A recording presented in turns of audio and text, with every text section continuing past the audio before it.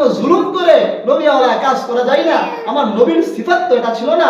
নবী আলাইহিস সালাতু ওয়াসসালামের কাজ তো এটা না যে মানুষকে অন্যায়ভাবে তাহাজ্জুদরত অবস্থায়, মানুষ জিকিরওয়ালা অবস্থায় ঘুমন্ত মানুষের প্রতি ধারালো অস্ত্র দিয়ে, দেশীয় বিদেশি অস্ত্র দিয়ে, ছুরি চাপাতি দিয়ে মানুষকে আঘাত করার নাম তো দ্বীনের কাজ না।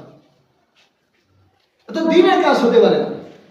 এখন সমস্ত বিশ্বের মধ্যে সমস্ত অনলাইন বলেন, সমস্ত যোগাযোগের মাধ্যমে এখন একটা বিষয় স্পষ্ট হয়ে গিয়েছে যে সাদপন্থী যারা রয়েছে, সাদের অনুসারী যারা রয়েছে, তারা সমস্ত বিশ্বের মধ্যে সন্ত্রাস, মানুষকে হত্যা করে, যেই দল মানুষকে নবীওয়ালা কাজ হিসাবে অন্যায়ভাবে তাহাজ্জুদ অবস্থায়, ঘুমন্ত অবস্থায় মানুষকে অন্যায়ভাবে মানুষকে হত্যা করে, এটা কখন নবীওয়ালা কাজ হতে পারে?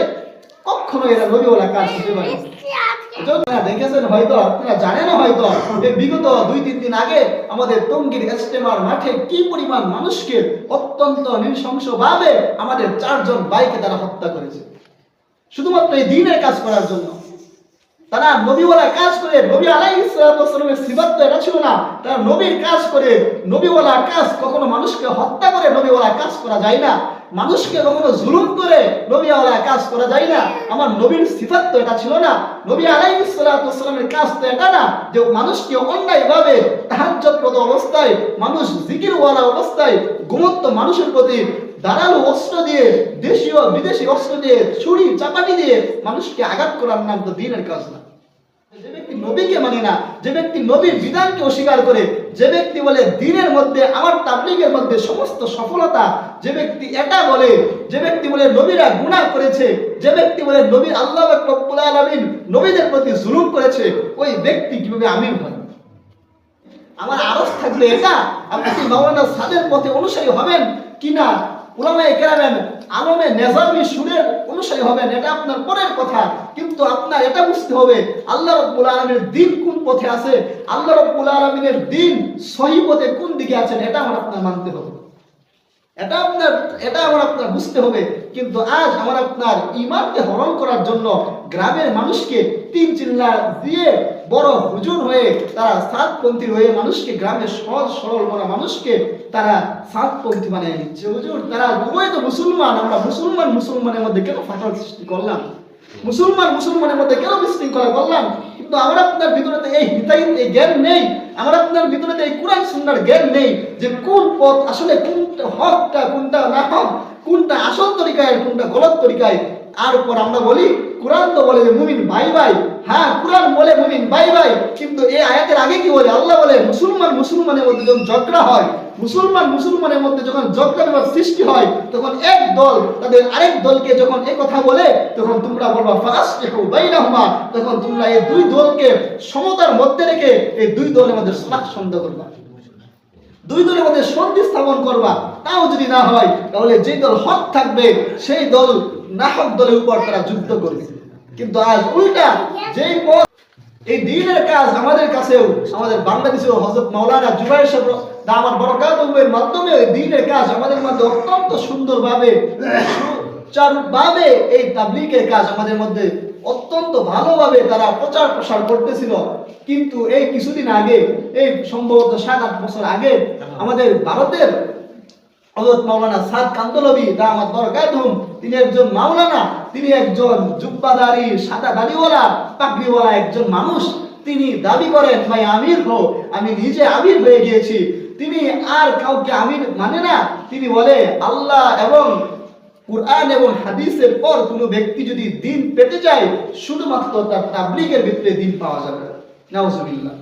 সমস্ত নবী আলাইহিস সালাতু ওয়াসসালাম ভুলের মধ্যে লিপ্ত, তার আকীদা।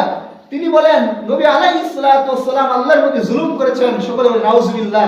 তিনি বলেন হযরত জাকারিয়া আলাইহিস সালাতু ওয়াসসালাম, হযরত ইউসুফ নবীনা আলাইহিস সালাতু ওয়াসসালাম, সমস্ত নবী আল্লাহ রাব্বুল আলামিন সমস্ত নবীর প্রতি জুলুম করেছেন।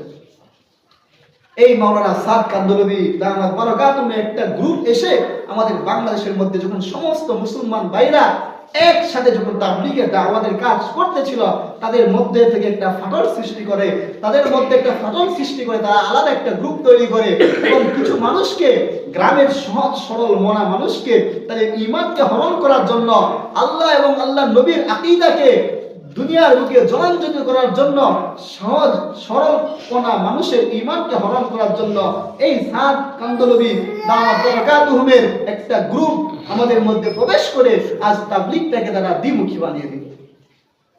কিন্তু আজ আমরা সাদ সাহেবের সম্পর্কে, সামাওয়ানা সাদ সম্পর্কে আমরা কারো আকীদা নেই, কিন্তু দুনিয়ার মানুষ, গ্রামের সহজ সরল মনা মানুষ বলে, হুজুর তাবলীগ তো এটাও ঠিক এটাও ঠিক। না না ভাই, ওইটা তাবলীগ ভুল। আর আমরা যে হযরত মাওলানা জুবাইর সাহেব দাওয়াত বরকাতুহুমের মাতাহাদি থেকে উলামায়ে কেরামের নেতৃত্বে যে তাবলীগ করে, এটা আসল, এটা আমার কথা না, এটা আপনার কথা না। আপনি কুরআন দেখেন, আপনি হাদিস দেখেন। যে ব্যক্তি কুরআনকে অস্বীকার করে, যে ব্যক্তি হাদিসকে অস্বীকার করে, যে ব্যক্তি সমস্ত নবী আলাইহিস সালাতু ওয়াস সালামকে অস্বীকার করে, যে ব্যক্তি সমস্ত নবীর মধ্যে দ্বীন নাই এই কথা যার মধ্যে থাকে, তাকে আপনি কিভাবে আমির মানতে পারেন? তার মধ্যে আপনি কিভাবে আমির মধ্যে তার মধ্যে আপনি আমিরের তো ন্যূনতম গুণ তার মধ্যে নেই। সে নিজে একা একইভাবে সে আমির নিজেকে দাবি করে। তার মধ্য থেকে একটা গ্রুপ আমাদের বাংলাদেশে এসে তারা বিভিন্ন সময় প্রতি বছর ইজতেমার মধ্যে তারা নানা রকম ফাটল সৃষ্টি করার চেষ্টা করে। যে ব্যক্তি নিজে নবী হিসাবে, যে ব্যক্তি নিজে আল্লাহ রাব্বুল আলামিনের চাইতে, আল্লাহ রাব্বুল আলামিনের যে সমস্ত আম্বিয়া আলাইহিস সালাতু ওয়াস সালাম, সমস্ত নবীদেরকে যে ব্যক্তি অস্বীকার করে, আপনি ওই ব্যক্তিকে কিভাবে আমির মানেন? আপনি দারুল উলুম দেওবন্দের ফতোয়া দেখেন, সমস্ত বিশ্বের ফতোয়া যে সাদ সাহেবের যে গ্রুপ রয়েছে বা সাদ পন্থী যারা রয়েছে, অর্থাৎ যারা মাওলানা সাদ কান্দলবীর নেতৃত্বে যারা বাংলাদেশ বলেন দুনিয়ার বুকে যারা এই তাবলীগের কাজ করে, তাদের তাবলীগের কাজ একটাও ঠিক না। তাদের তাবলীগের কাজ সমস্তভাবে গুমরাহি।